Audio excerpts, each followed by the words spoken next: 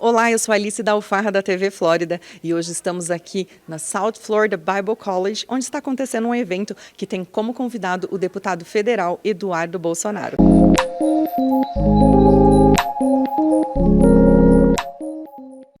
Estamos aqui hoje com o deputado Eduardo Bolsonaro, que está aqui de passeio na Flórida e também fazendo algumas palestras. Deputado, conta pra gente quais são as suas expectativas para as eleições aí de 2022, como que os conservadores aqui da Flórida, né, e os conservadores do Brasil podem ajudar nessas eleições que estão vindo por aí. Eu acho que a nossa eleição ela ainda causa um pouquinho de desconfiança na maioria dos brasileiros, pelo menos aqueles que nós representamos, devido a ser um sistema eletrônico que não tem muita transparência, né? E as nossas tentativas de colocar adiante o chamado voto impresso, para ter uma maneira de pelo menos recontar os votos, ela foi barrada por iniciativa do TSE, que falou com 11 líderes partidários, e depois dessa conversa o projeto acabou não indo adiante. Mas ainda assim, o TSE convidou as Forças Armadas para participar de todo o processo, o que dá alguma segurança. E os brasileiros aqui eles podem ajudar, porque o brasileiro que está aqui nos Estados Unidos ele está vendo como é que é um país de primeiro mundo, né? Como é que um país que respeita as liberdades, as coisas funcionam. E isso daí serve de exemplo para o Brasil. Quando a gente fala que o Bolsonaro aqui ele ganha a maioria dos brasileiros, ele tem facilmente aí em torno de 60%, 70% dos votos, isso dá uma moral para a gente lá no Brasil. E o brasileiro que mora aqui, via de regra, ele tem familiar ou tem amigos que ele mantém um contato frequente lá no Brasil. Então acho que ele tem uma visão mais clara do que está acontecendo no país e certamente vai aconselhar, né, que o país não retorne a tempos de corrupção, né, que a corrupção não leva ao país, nenhuma nação adiante. E no governo Bolsonaro a gente está aí há mais de 3 anos sem nenhum escândalo de corrupção, o ministro Tarcísio dando um show, levando água para o Nordeste, acabando com a indústria da seca, privatizações reduzindo o tamanho do Estado, como por exemplo a dos Correios. Aqui nos Estados Unidos você tem UPS, FedEx, HDL, tem tudo. Por que no Brasil vai ser diferente? Questão de arma de fogo, uma liberdade muito maior aqui nos Estados Unidos. Então tudo isso aí eu acho que acaba influenciando positivamente a campanha do Jair Bolsonaro. Ok. E conta pra gente, como que está sendo essas palestras aqui pelos Estados Unidos? Você chegou quando? Quando vai? Vão ter mais palestras? Conta para a comunidade brasileira. Olha, eu estou pensando aqui até de repente em fazer um bate-volta em algum final de semana mais para frente, para também subir e ali na parte de Nova York, de Boston, que junto aqui com a Flórida são as maiores comunidades brasileiras, não só nos Estados Unidos, né, mas as maiores comunidades brasileiras fora do país. E o brasileiro não deixa de ser brasileiro por estar morando fora do país, né? Além de votar para presidente, ele pode um dia retornar para o país e votar nos demais candidatos. Então, mesmo não sendo alguma coisa assim para o Eduardo Bolsonaro, eleição em São Paulo, eu pretendo fazer um esclarecimento, né, levando as verdades, porque a gente sabe que muito do que alimenta as imprensas internacionais é aquela grande imprensa brasileira, né? É a Folha de São Paulo, o Globo, dentre outros veículos de comunicação que odeiam o presidente, justamente porque o presidente ele tem outras prioridades que não regar com dinheiro público essas emissoras.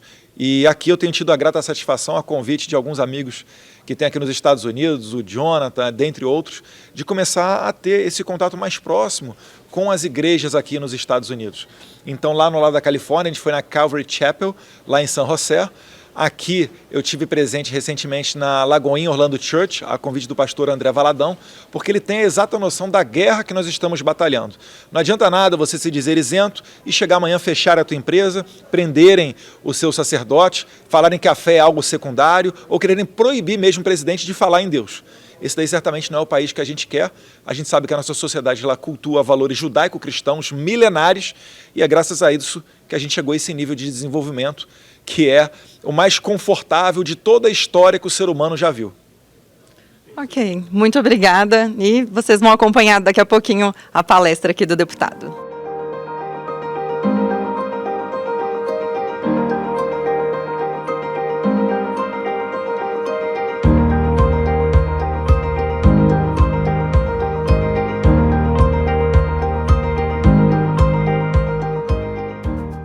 O Tribunal Superior Eleitoral, principalmente o seu presidente, né, o ministro da Suprema Corte, o Barroso, o quanto que ele trabalhou contra o voto chamado voto impresso, o que apenas traria mais transparência. O problema do Brasil nunca foi dinheiro e todos nós sabemos disso daí. Mas, enfim, ele teve uma conversa com 11 líderes partidários e isso daí acabou mudando da água para o vinho. aquele projeto do voto impresso que já foi aprovado anteriormente pelo Congresso, com uma folga absurda. Em 2017, a última vez que foi aprovado, teve 433 votos de um total possível 513 deputados na Câmara, em 2017.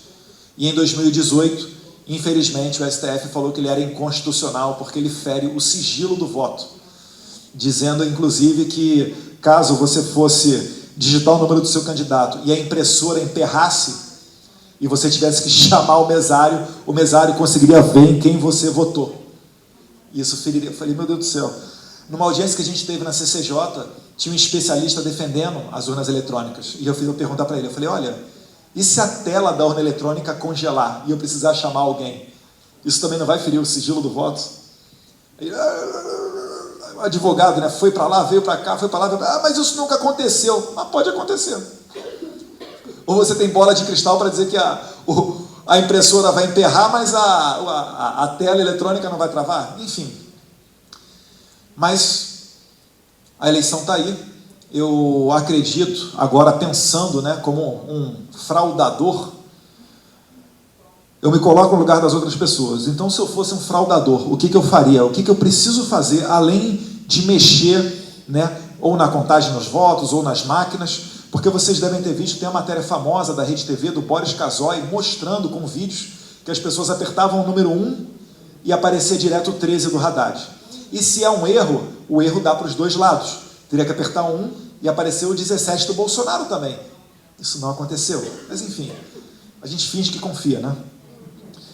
E o que o fraudador ele precisaria?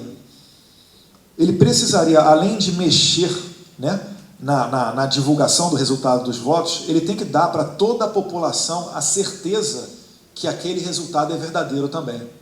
É por isso que não só a atitude do TSE, mas tudo o que está por trás, todo o chamado soft power, a grande imprensa, os institutos de pesquisa, especialistas como o Reinaldo de Azevedo, que até ontem praticamente cuspiam no Lula, hoje em dia lambem as botas dele, enfim, isso tudo vai criando um alerta ainda maior, porque se chegar na hora da eleição, tiver uma fraude dizendo que foi por isso daqui um candidato foi vitorioso, talvez esteja na cabeça de nós o seguinte, olha, talvez eu viva numa bolha conservadora ou numa bolha de direita e realmente as pessoas acham que esse outro candidato voltando vai ser melhor. Conseguem entender mais ou menos o que está em jogo? Eu vou perguntar para a doutora Mary, vamos ver se ela vai lembrar. Aconteceu aqui nos Estados Unidos, nos anos 40 ou 50, que não tinha televisão ainda, só tinha rádio. E algum radialista famoso nos Estados Unidos começou a narrar uma invasão alienígena. Vocês lembram desse caso ou não? Ele começou a narrar uma invasão alienígena e os americanos, né, que confiavam naquele radialista, realmente acharam que, olha, está tendo uma invasão, eu vou correr para minha casa de campo, eu vou pegar arma, eu vou comprar suprimento no mercado, eu vou fazer alguma coisa para me preparar para essa guerra com alienígenas que está se aproximando. E aquilo dali não era verdade. Então você vê que o poder de uma rádio, de uma televisão, de uma internet, se você aceitar e estiver na sua cabeça que aquilo dali é verdade, é o que eles tentam fazer a todo momento. A guerra de narrativas que a gente vive, os senhores sentem na internet, levanta a mão para mim aqui, quem já foi bloqueado no Facebook, no Twitter? Isso é basicamente para quê? Para fazer o que a gente fala, espiral do silêncio. Certa vez eu vi uma notícia na Globo News, que era assim, pedófilo não precisa... como é que era? O pedófilo é um doente, ele precisa de tratamento, não de prisão, alguma coisa assim. Se você não falar, se o pastor da sua igreja não falar, se na sua escola não falar, se o seu colega de turma não falar, todo mundo vai pensar que, poxa, o Jonathan não falou nada, ele concorda, o pedófilo realmente não é um criminoso, tem que ir para o hospital. Poxa, doutora Mary não falou nada, eu acho realmente que ela está pensando que o pedófilo é uma pessoa, é um doente, coitadinho, né? E aí a gente vai vendo, a gente vai sempre abrindo espaço para eles alcançarem os objetivos deles. E é sempre assim, gente, é sempre a conta gotas. Eles não vão chegar aqui com o pé na porta, amarrar uma corrente e não deixar ninguém entrar numa escola, numa igreja. Eles sempre vão fazendo tudo a conta gotas. né? Eu lembro no caso do desarmamento, o FHC em 97 deu o primeiro passo, transformando, por exemplo, porte ilegal de armas em crime, porque antes era mera contravenção penal, nem cadeia dava. Depois, em 2003, o Lula, com os mensaleiros, aprovou o Estatuto do Desarmamento, e aí a gente começou a ter um povo cada vez mais desarmado, e ainda assim a violência, tiveram pelo menos aí nos últimos 10, 15 anos, metade dos anos sempre tinha um recorde em mortes por arma de fogo, demonstrando a total ineficácia dessa política, né? Que inclusive só foi implementada por ditadores por onde passaram. Reconhecidamente democratas como Hitler, Mao Tse-tung, Pol Pot, Fidel Castro, Hugo Chávez, mais recentemente. E nada disso adianta. Por quê? Porque a esquerda ela é profissional do Estado. Eles vivem para aquilo dali. O cara que está fazendo a defesa do desarmamento, o cara que está defendendo os artistas que recebem a Lei Rouanet, o cara que está defendendo o dinheiro do BNDES, que vai fazer obra do Odebrecht em Cuba, metrô em Caracas, hidrelétrica na Nicarágua, esse cara ele sobrevive desse dinheiro da corrupção. Ele sobrevive daquilo. O que a gente quer para a nossa vida, encaminhando para o final? Eu só quero passar Natal em família, ter dinheiro para fazer a minha viagemzinha para surfar com a minha esposa. Eu quero poder trabalhar e ter a tranquilidade que meu carro não vai ser furtado quando eu sair do trabalho. A gente não precisa de muita coisa. E o que a gente não quer é encher o saco com esse negócio de política, desculpa a palavra.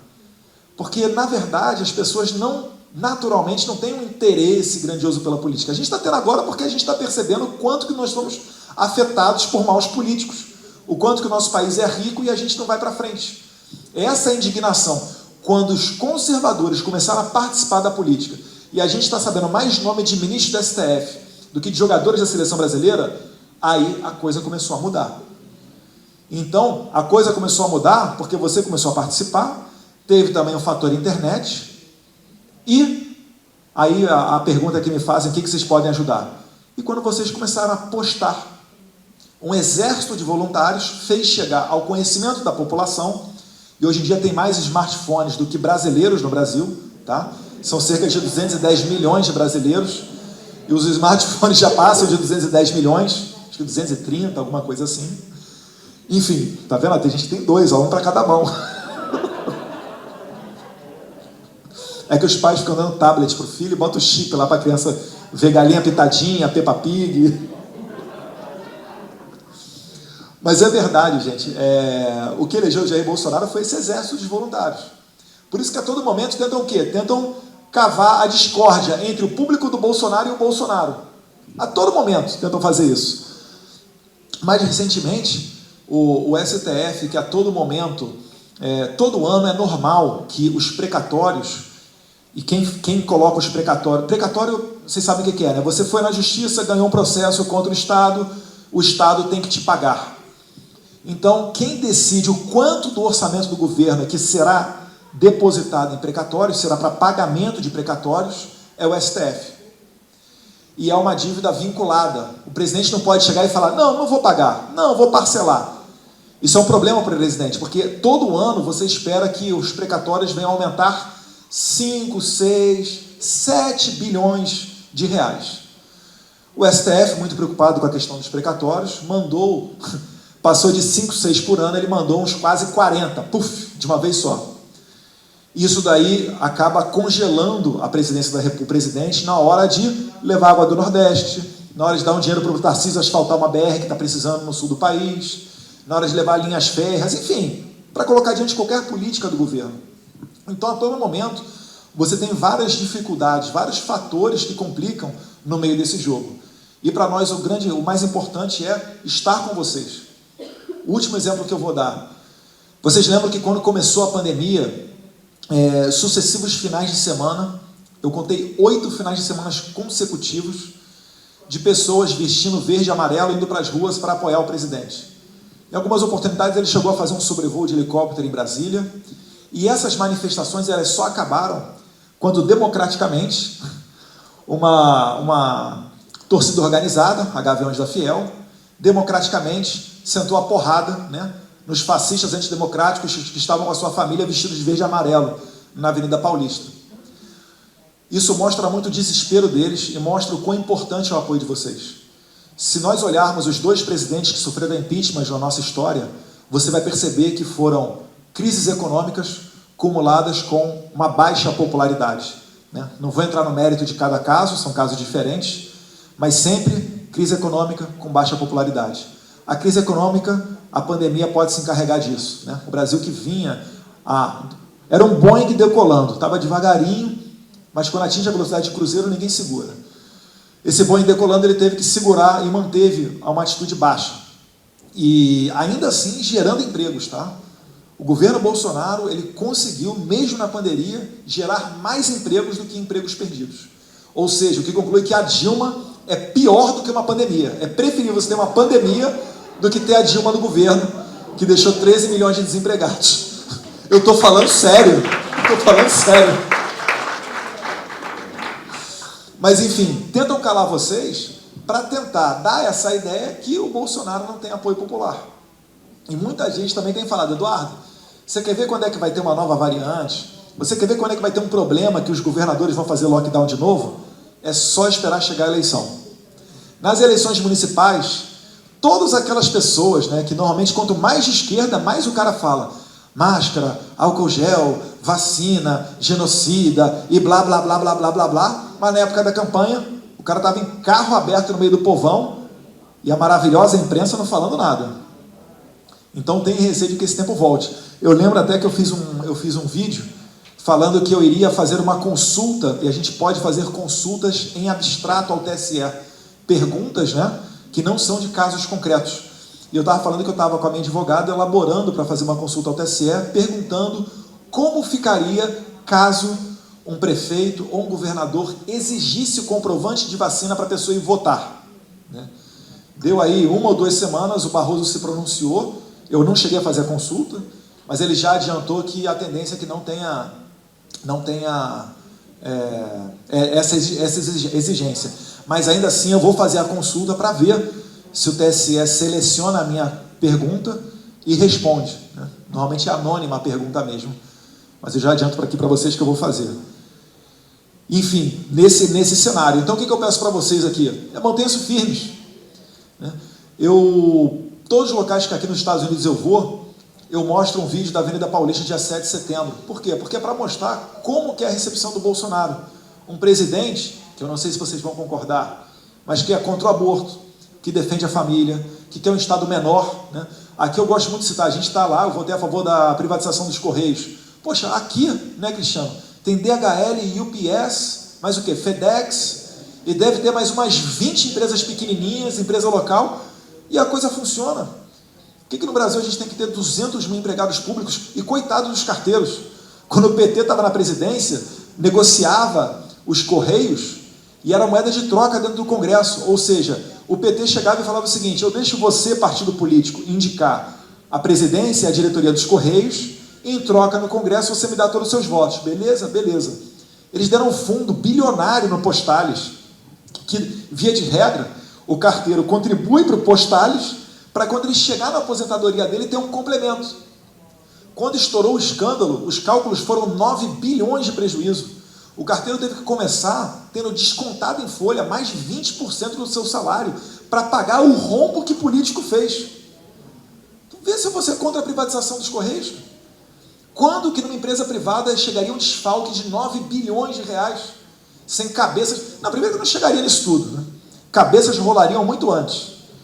E só continua de pé porque a concorrência é desleal com a iniciativa privada, né? O poder público se abastece de impostos. Então pode ser lucrativo, pode ser deficitário, tanto faz, que está chegando impostos lá. Então é mudando isso tudo é que veio o Bolsonaro. E eu te garanto, é o único que vai falar isso daí. Na campanha vai ser de novo o único a favor da legítima defesa através de armas de fogo, defender a família, falar abertamente em Deus. Vai ter um monte de outro, não, veja bem, não. Vocês sabem, tentando tapear vocês. Então, é a mensagem que eu deixo aqui para vocês, é a mesma mensagem que vocês falam para a gente. Não desistam do Brasil. Porque senão vai ser eu acho que vai ser mais brasileiro, indo até, entrando aqui mais pelo México até do que pelos aeroportos, né? E o caminho que o Brasil está trilhando é o mesmo caminho que vocês têm aqui, né? Livre concorrência, né? Um país que respeita as liberdades, que tem os seus problemas, é verdade, mas que ainda assim segue sendo ainda um país de referência para nós. Perfeito? Feliz mais uma vez, fico aqui à disposição para outras dúvidas, agradecendo, principalmente a doutora Mary, de me receber aqui mais uma vez. Muito obrigado. Santo e precioso Deus, Pai, esse é um tempo investido em nossas vidas, porque nós temos a oportunidade, eu vejo aqui, de sermos parceiros seus, meu Pai, nesse projeto de reconstruir os muros do Brasil. Meu Pai, de trazer o Brasil de volta, ou de colocar o Brasil nesse local onde talvez ele nunca esteve, meu Pai. Nunca esteve, mas nós estamos diante da oportunidade, mas a luta é grande. Senhor, forças contrárias têm se levantado. Meu Pai, toca os nossos corações aqui nos Estados Unidos. Nós vivemos tão bem aqui, Jesus. Obrigado por ter nos trazido para cá. Mas que os nossos corações não se esqueçam da nossa terra, do nosso povo, da nossa língua, da nossa responsabilidade com a terra que nos trouxe a esse mundo. Meu Pai, nós te damos graças pela vida do deputado Eduardo Bolsonaro, Senhor. Nós o abençoamos, nós o cobrimos com o teu precioso sangue, a ele, a sua esposa, a sua filhinha, livra de todo mal, toda palavra maldita, toda tentativa contra a vida deles, nós cancelamos no mundo espiritual, em nome de Jesus Cristo. Meu Pai, nós abençoamos a família Bolsonaro. Senhor, eu sei que é um privilégio, é uma grande honra ser presidente do Brasil, ser deputado, ser senador. É muito bacana, é muito bonito. Meu Pai, mas na verdade o nosso presidente não precisava disso, se expor tanto. Meu Pai, nós o abençoamos. Nós abençoamos o presidente Jair Messias Bolsonaro, com cuidado, com sua proteção. Senhor, e que nós não fiquemos só em palavras, nós aqui nesse grupo de líderes, de influenciadores e muitos outros aqui, meu Pai, nós realmente dobremos os nossos joelhos e oremos pela vida do nosso presidente e por sua família, Senhor. Meu Pai, nós ouvimos essas histórias horríveis, nós crescemos vendo tentativas malignas de saquear o Brasil moralmente, eticamente, financeiramente, de todos os lados.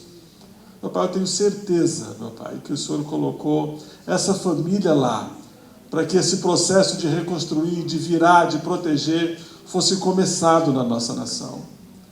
Mais uma vez, meu Pai, que os nossos corações não se esqueçam e que nós doemos não a nossa fé, a nossa oração, mas a nossa influência, a nossa voz, a nossa imagem, tudo o que for necessário, Senhor, para transformar o nosso país, transformar o nosso Brasil, para que ele seja de verdade, um berço de avivamento para as nações. Nós abençoamos o Eduardo, sua família e a nossa nação, em nome de Jesus. Amém. Amém.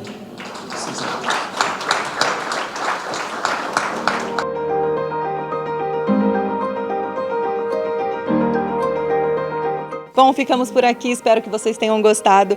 Curte o vídeo, compartilha com os amigos e aguardo vocês aí em um próximo evento. TV Flórida USA, a sua TV brasileira aqui na Flórida.